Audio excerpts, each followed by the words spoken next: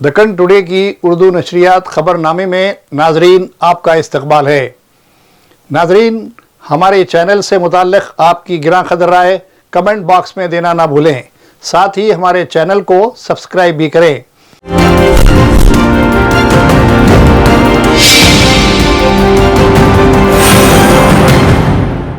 नाजरीन, supreme court के हालिया तारीख़ी फ़ैसले हुकूमत के लिए चौंकाने का बाइस है, क्योंकि ऐसा महसूस हो रहा है कि सुप्रीम कोर्ट ने ये महसूस किया कि मुल्क में जो कुछ भी हो रहा है वो सब ठीक ठाक नहीं है। एक फ़ैसले में सुप्रीम कोर्ट ने साफ बात ये की कि ईडी महकमा अपने हुदूद को तजावुज़ कर रहा है, और दूसरी जानिब सुप्रीम कोर्ट ने यह भी वाज़ेह किया कि किसी भी शख्स को उसके नज़रिए के तहत जेलों में बंद नहीं किया जा सकता। प्रोफेसर महमूद की ज़मानत की मंजूरी और साथ ही साथ ममनुआ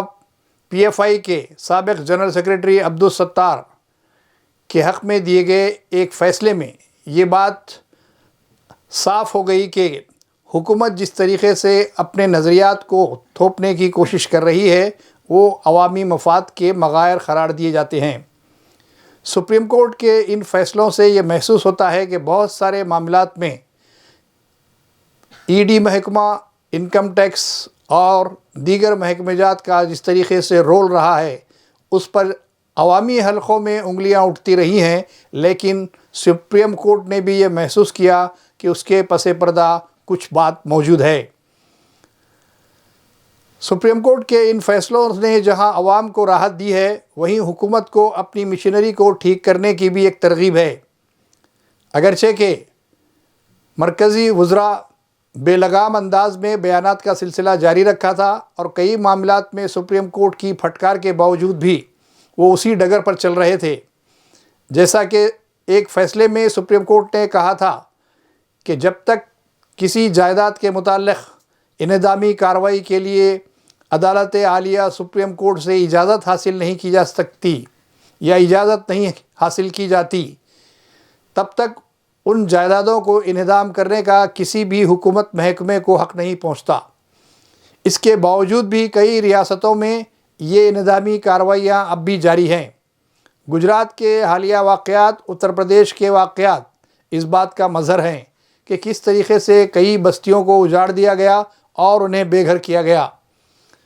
इस सिलसिले में सुप्रीम कोर्ट की मुसलसिल निगाहें हुकूमत के कामों पर लगी हुई है। इसलिए उन्होंने इन दो तारीख़ी फ़ैसलों से ये बात वाज़ेह कर दी कि इन महकमेजात के इस्तेसाल पर रोक लगनी चाहिए, क्योंकि हाल ही में ये भी इत्तला मिली थी कि कर्नाटक के सीनियर वज़ीर परमेश्वर राव के ख़िलाफ़ भी महकमेजाती कार्रवाई का सिलसिला जारी है। इस तरह बहुत सी रियासतों में ईडी ने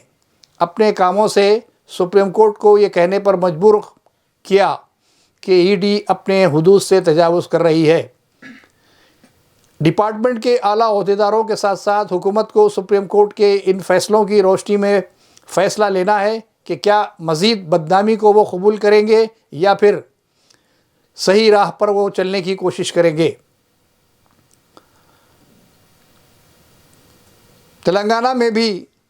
हैड्रा की जानिब से इसी अंदाज में इन्हदामी कार्रवाइयों का सिलसिला जारी है। अगरचे कि हैड्रा को गैर मामूली इख्तियारात देते हुए मज़ीद सरकारी ज़मीनात को तहवील में लिए जाने की कोशिशों का सिलसिला जारी है, ताहम किसी भी तरह किसी की भी जायदाद को बर्खास्त करने या इन्हदामी कार्रवाई करने का हक़ किस तरीक़े से दिया जा सकता है, अवामी हलक़ों में ये सवाल गश्त कर रहा है।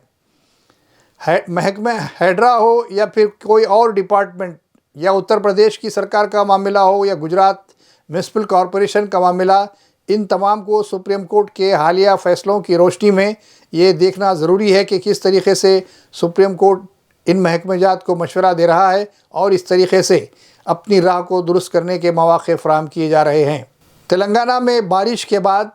किसी हद तक मौसम में राहत हासिल हुई है और अवामी ज़िंदगी बहाल हुई है,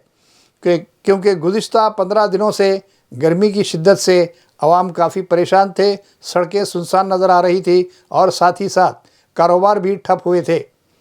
ایسے میں مانسون کی آمد کے اشارے اور پھر تعلیمی سرگرمیوں کے آغاز کے روشن امکانات نظر آتے ہیں. ساتھ ہی عوام میں جوش و خروش پایا جاتا ہے کیونکہ اب گرمی سے راحت کے بعد نئی سرگرمیوں کا آغاز ہوتا ہے. ہند پاک جنگ کے حوالے سے وزیر اعظم نریندر مودی نے کہا کہ ہم بدستور اپنا دفاع کرتے رہیں گے اور کسی بھی طریقے سے دشمن کو منہ توڑ جواب دیتے رہیں گے. اگرچہ کہ بہت سے معاملات میں حزب اختلاف لیڈر راہل گاندھی نے وزیر اعظم